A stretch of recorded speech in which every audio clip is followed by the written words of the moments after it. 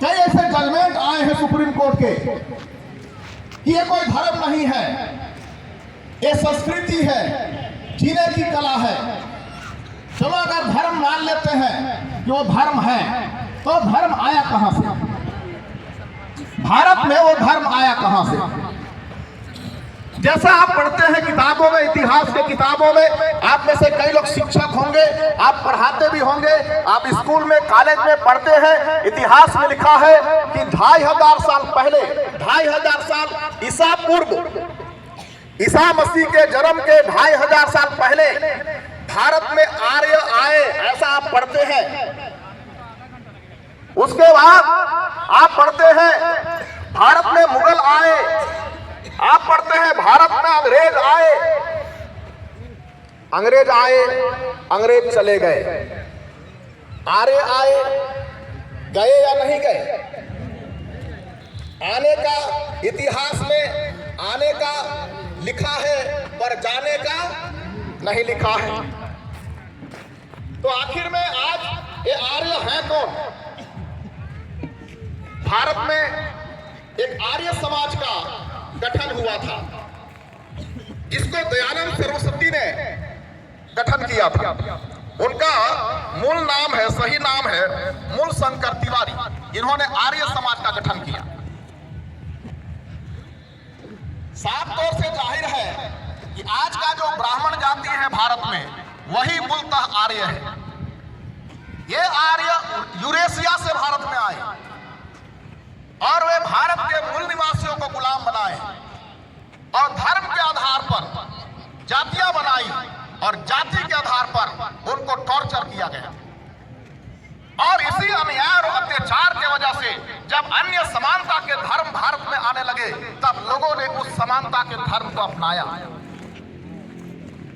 आज संविधान के रहते हुए अगर आपके साथ धर्म के नाम पर अत्याचार होता है, जबकि संविधान के आर्टिकल 25 में अबाध रूप से धर्म को मानने, आचरण करने और यहाँ तक कि उस धर्म के मूल्यों का प्रचार प्रसार करने का भी अधिकार भारत के संविधान ने दिया है, तो आखिर ये कौन लोग हैं जो आपको धर्म मानने से रोकते हैं?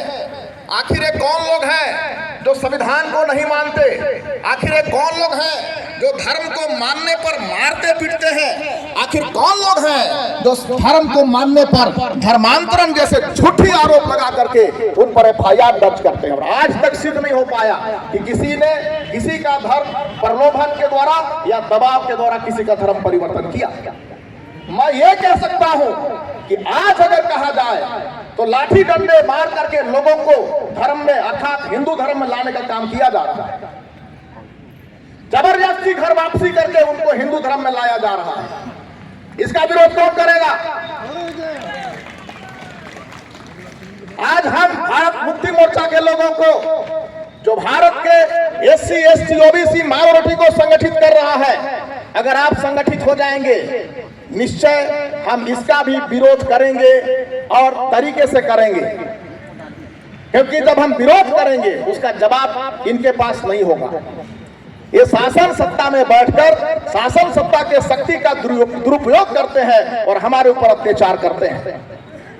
कभी भी कहीं भी साबित नहीं हुआ कि किसी ने दबाव देकर, प्रलोभन देकर, पैसा देकर किसी का धर्मांतरण किया। अगर किया है तो मैं सबूत मांग सकता हूं, सबूत दे, सबूत दिया जाए। अगर सबूत नहीं है तुम्हारे पास तो फिर ये सब नौटंकी बंद करो और सबको आजादी के साथ संविधान के अनुसार धर्म मानने और जीने के लिए आप काम करो, अन्यथा हम तुम्हारा विरोध ऐसा करेंगे 85% इकट्ठे होकर तुमको वही रास्ता दिखाएंगे जहां से 85। हम भारत के मूल निवासी हैं, हम तुम्हारे गुलाम नहीं हैं। और हमारे पुरखों ने लड़ करके हमें संवैधानिक अधिकार दिया है, इसको छीनने का तुम जो दुस्साहस कर रहे हो, इसका परिणाम अच्छा नहीं हो सकता है। आज भारत का मूल निवासी सहनशील है, आज भारत का मूल निवासी संविधान को मानने वाला है, भारत का मूल निवासी अपने नियम को, कायदे को, और वो अहिंसक होने की वजह से, हिंसक नहीं है इसलिए, अगर हिंसक हो जाए भारत का मूल निवासी तब क्या होगा। मैं आगे एक विषय पर कहना चाहूंगा। जैसा कि धीरेन्द्र शास्त्री जो